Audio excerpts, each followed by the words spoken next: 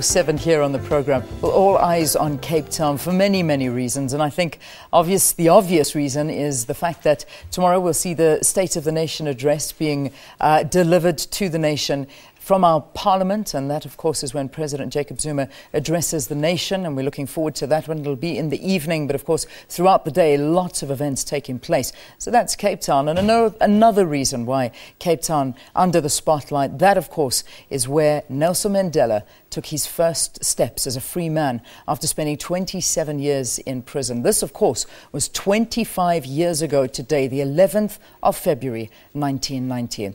Well, our SABC News journalist Lukhanyo Calatha, he, of course, is in Cape Town. That's where he stays. That's where he works from. He's joining us live from the Cape Town City Hall. And this morning, he's going to be speaking to the Cape Town Mayor, Patricia De Lille, on how the city is commemorating the 25th anniversary of the release of Nelson Mandela. Lukhanyo, a very good morning to you, and of course a very good morning to Mayor De Lille. Yes, Leanne, good morning and welcome to a beautiful sunny Cape Town and this beautiful morning. Very important day in our history today. It is, of course, the day when former President Nelson Mandela was released after 27 years in prison.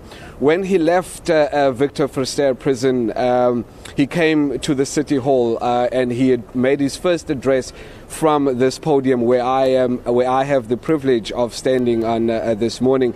And I also am quite honored to be joined by the Mayor of Cape Town, Mayor Patricia De Lille, to talk to us a little bit about where she was on that day, what she remembers about Nelson Mandela, and of course how the city is living out his memories, living out his legacy on a day-to-day basis. Ma'am, I'd like to bring you in at this time. Good morning and thanks so much for joining us.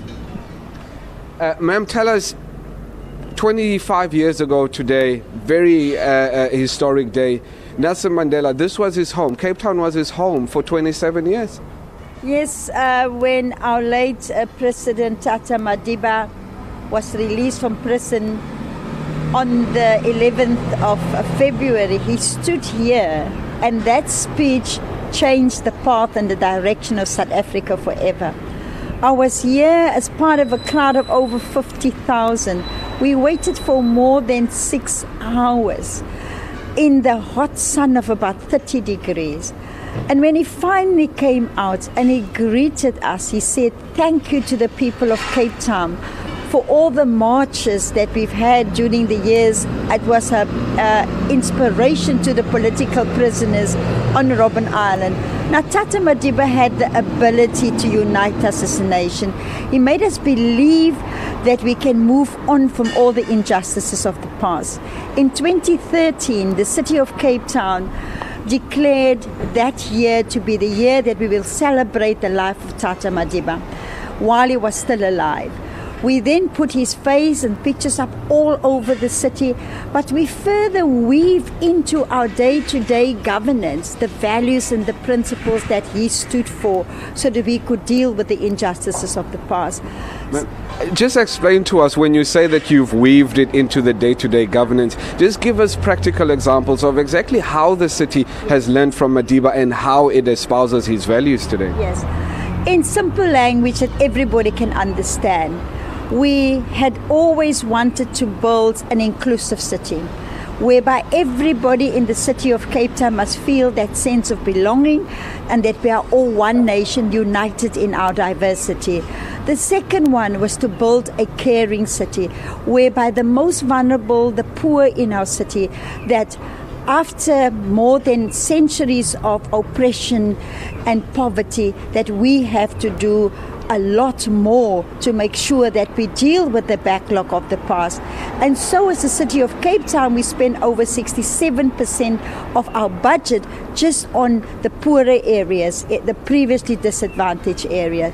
The other one was also to build an opportunity city, whereby now that we've attained our freedom, how do you use that freedom? And how do you use that freedom to shape your own future? So we want to create more opportunities where each and every Cape Townian could feel they can use that opportunity. But also, we want to build clean and accountable government. And that we have achieved by 2 years in a row. We've received a clean audit because every cent that we receive from the taxpayers, we must be spent on the poor people, because corruption steals from the poor. So as part of our daily governance, we made sure that corruption is dealt with and that we take care of it. But the last one is that we also wanted to build a well-managed and a well-run city, a safe city.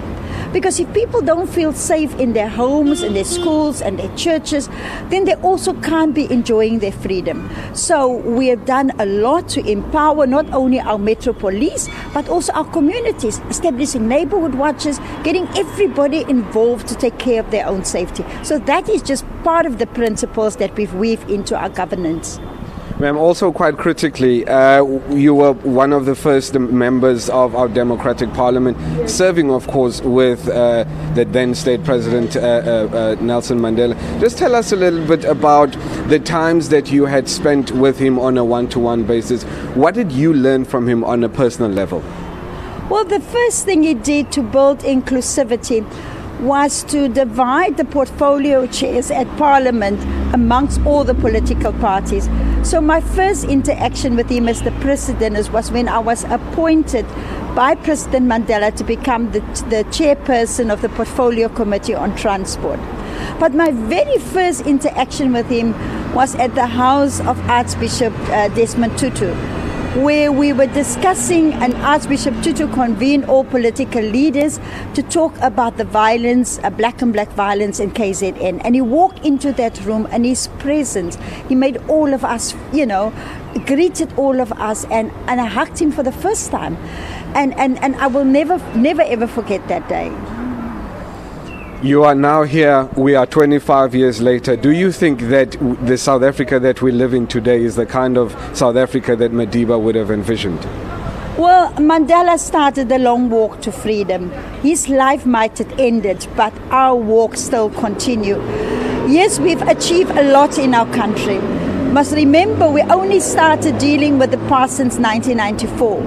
And so we still have got a long way to go, but we need leadership, we need direction, we need that sense of our leaders telling us, where are you taking the country?